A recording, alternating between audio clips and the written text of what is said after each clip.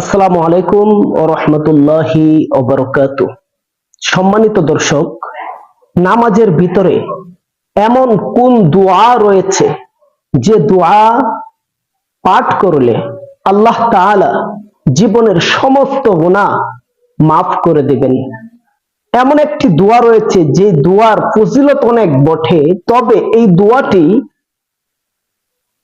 100% নামাজি যারা রয়েছে তাদের মধ্যেও 80% মানুষ জানে না, কিংবা 85% মানুষ সেই দোয়াটি জানে না।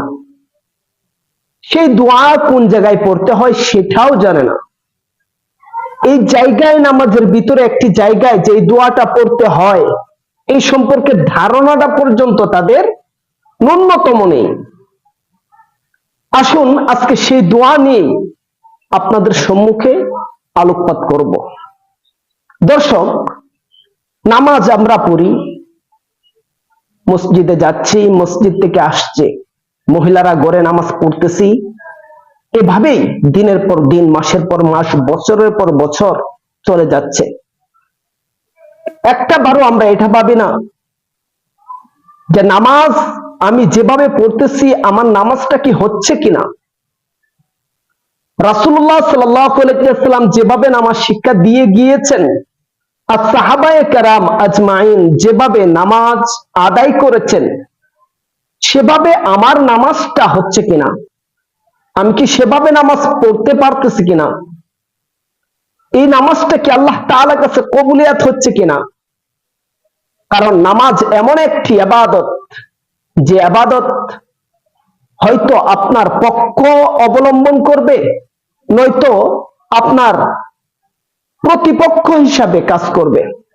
যার নামাজটা সহিহ হয়, শুদ্ধ হয়, রাসূলের তরিকা এবং সাহাবায়ে কেরাম আজমাইনের মডেল হয়, সেই নামাজটা শেষে উপরের দিকে অর্থাৎ আসমানের দিকে উড়ে যেতে থাকে, আর ওই নামাজের জন্য রহমতের দোয়া করতে থাকে।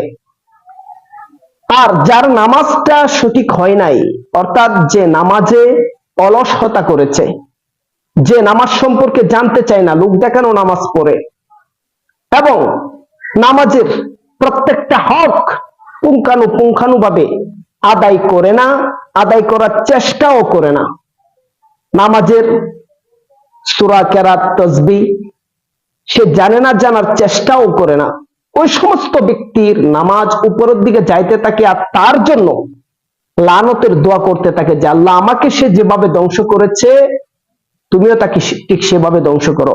এজন্য নামাজটা খুব গুরুত্বপূর্ণ একটা ইবাদত, ফরজ ইবাদত।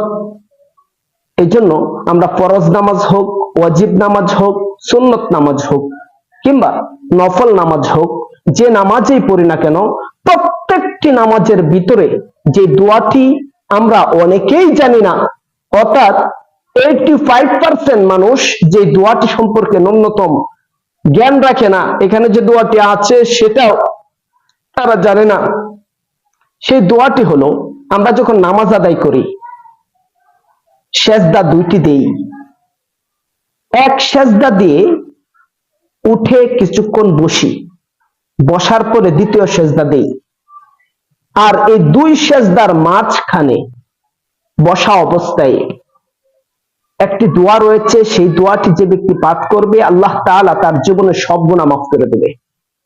প্রত্যেকটি নামাজেই সেই দোয়াটি হলো দুই সেজদার মাঝখানের দোয়া, আল্লাহুম্মা গফিরলি ওয়ারহামনি ওয়াহদিনি ওয়াফিনি ওয়ারজুকনি। সবাই দোয়াটি মুখস্থ করবেন এবং এই ভিডিওর যে যখন থেকে দেখবেন, এই দোয়া সম্পর্কে জানবেন, ঠিক সেই সময় থেকেই আপনি নামাজে এই দোয়াটা পড়বেন, আল্লাহুম্মা গফিরলি ওয়ারহামনি ওয়াহদিনি ওয়াফিনি ওয়ারজুকনি। এই দোয়াটি যে ব্যক্তি পাঠ করবে আল্লাহ তাআলা তার জীবনে গুনাহ মাফ করে দিবে এবং তার রিজিক বৃদ্ধি করে দিবে। আল্লাহ তাআলা আমাদের সবাইকে নামাজের হকগুলো পুঙ্খানুপুঙ্খানুভাবে আদায় করার তৌফিক দান করুন, আমিন।